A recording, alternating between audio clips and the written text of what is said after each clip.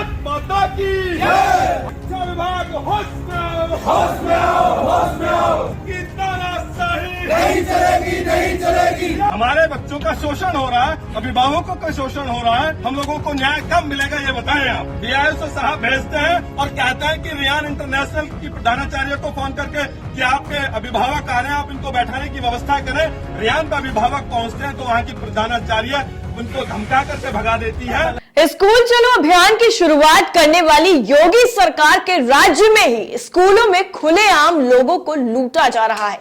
शिक्षा के नाम पर और एक्शन के नाम पर तो कुछ नहीं हुआ है, बल्कि लोगों का गुस्सा जरूर फूट पड़ा है। वैसे प्रदर्शन के तो आपने हजारों तरीके देखे होंगे, लेकिन जैसा यूपी का विरोध करने का तरीका सबसे निराला होता है, तो इस बार भी लोगों ने बच्चों से शिक्षा का अधिकार ना छीने इसके लिए अनोखा विरोध प्रदर्शन किया है। दरअसल अभिभावकों ने अर्धनग्न होकर अपनी फरियाद लगाई है और कहा है कि हमारे बच्चों को शिक्षा से महरूम मत करिए, क्योंकि जो बोझ उनकी जेबों पर पड़ रहा है वो बर्दाश्त से बाहर हो रहा है। इस भ्रष्टाचार को बंद किया जाए। और इस पूरे प्रदर्शन के अलग अलग वीडियो सोशल मीडिया पर वायरल हो रहे हैं।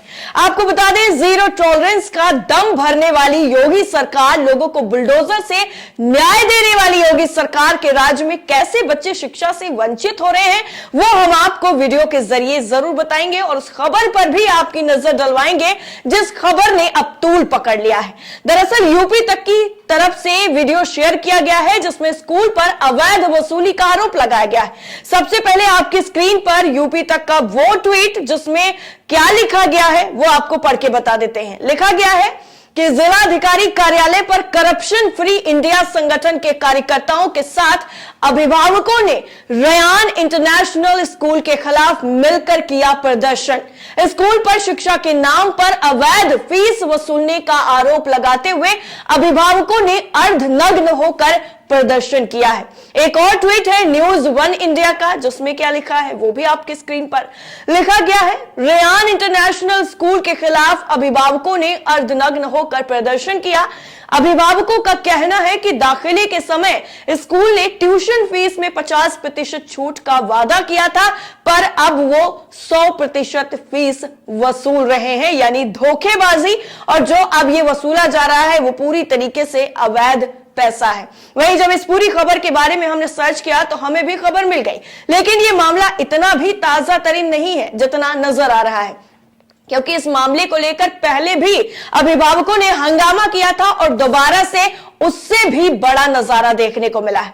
दरअसल आपको बता दें कि 11 दिसंबर को भी इस पूरे मामले को लेकर विरोध प्रदर्शन किया गया था, लेकिन यहां भी पेच इसलिए अड़ गया क्योंकि प्रधानाचार्य महोदया खुद को भाजपा की केंद्रीय मंत्री का रिश्तेदार बताती हैं, तो आखिर उन पर एक्शन कैसे लिया जाएगा, क्योंकि बीजेपी का टैग होने के साथ साथ उनके पास अब ये पावर आ गई है कि वो अवैध फीस की वसूली कर सकती हैं। दरअसल ईटीवी भारत पर छपी खबर के मुताबिक ग्रेटर नोएडा के सेक्टर बीटा 1 में रेयान इंटरनेशनल स्कूल पर अभिभावकों ने दाखिले और ट्यूशन फीस में 50% छूट देने के नाम पर धोखाधड़ी, लूट और भ्रष्टाचार का आरोप लगाया। उन्होंने कहा कि जिसकी शिकायत लगातार अभिभावक जिला विद्यालय निरीक्षक और जिलाधिकारी से करते आ रहे हैं, लेकिन कार्रवाई नहीं होने पर करप्शन फ्री इंडिया संगठन के बैनर तले जिला मुख्यालय पर प्रदर्शन किया गया।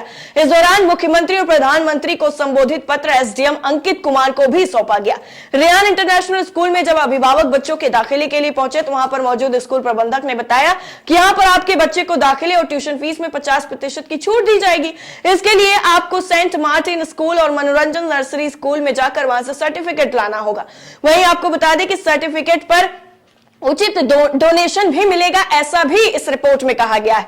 अभिभावकों ने रेयान स्कूल में 50% छूट को देखते हुए स्कूल प्रबंधक के बारे में बताया गया दोनों स्कूलों में से किसी एक स्कूल में जाकर वहां से सर्टिफिकेट लाकर रेयान स्कूल में जमा जरूर करा दिए, लेकिन इसके बाद उनके बच्चे का दाखिला हो गया और उनसे 50% छूट के साथ फीस ले जाने लगी और 4 से 5 महीने के बाद ही रेयान स्कूल में बच्चों से 100% फीस दोबारा से वसूलना शुरू कर दिया गया, जिसका अभिभावकों ने घोर विरोध किया और तभी से अभिभावक उनके साथ हुई इस धोखाधड़ी के लिए आंदोलन कर रहे हैं।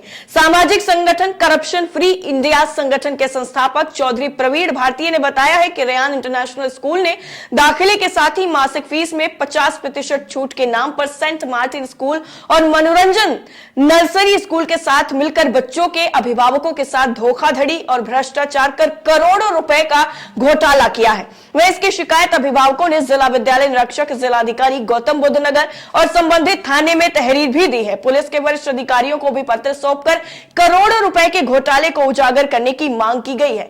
अभिभावकों ने स्थानीय जनप्रतिनिधि जेवर विधायक धीरेन्द्र सिंह दादरी, विधायक तेजपाल नागर और गौतम बुद्ध नगर के सांसद महेश शर्मा से भी इस पूरे प्रकरण की शिकायत की है। पिछले 7 महीने से लगातार अभिभावक प्रदर्शन कर रहे हैं, लेकिन अभी तक मामले की सुनवाई नहीं हुई है। इसके बावजूद इस प्रकरण में कोई भी कार्रवाई जैसे अमल में नहीं लाई गई, तो अब ये अनोखा प्रदर्शन अर्धनग्न होकर किया गया है।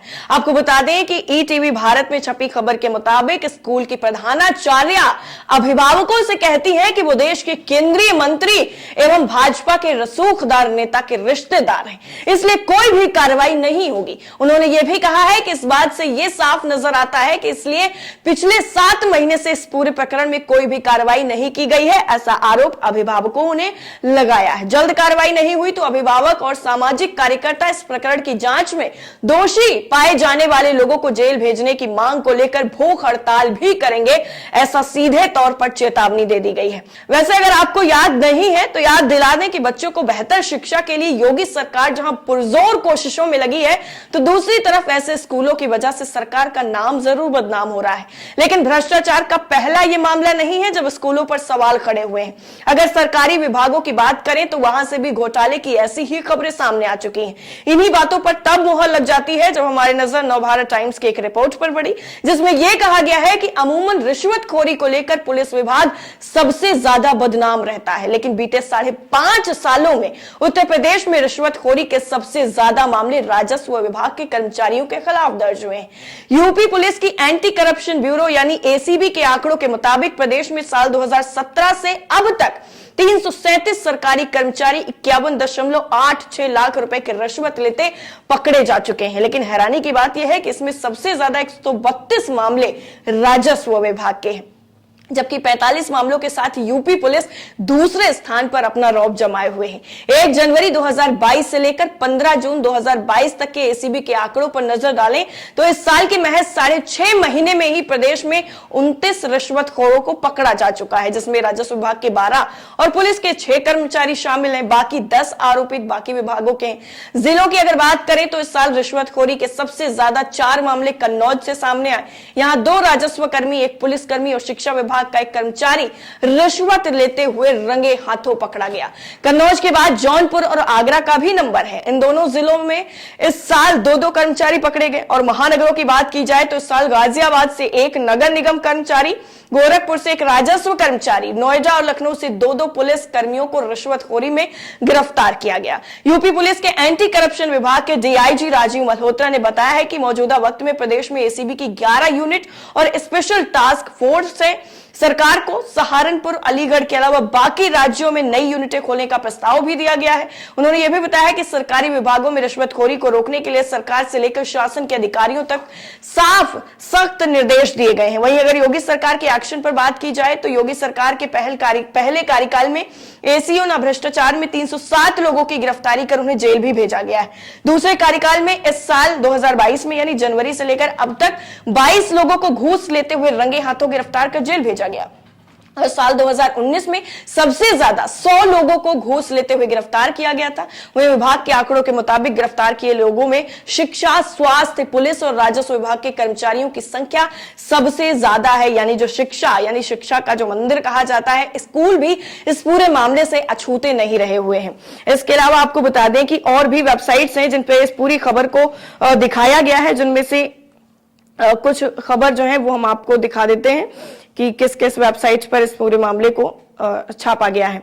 जो अर्धनग्न वाली पूरी खबर है, ट्रिकी टुडे करके एक वेबसाइट है, इस पूरे मामले पे इसने छापा है। लिखा है, रेयान इंटरनेशनल स्कूल के खिलाफ अभिभावकों का हल्ला बोल, अर्धनग्न होकर पहुंचे जिला मुख्यालय।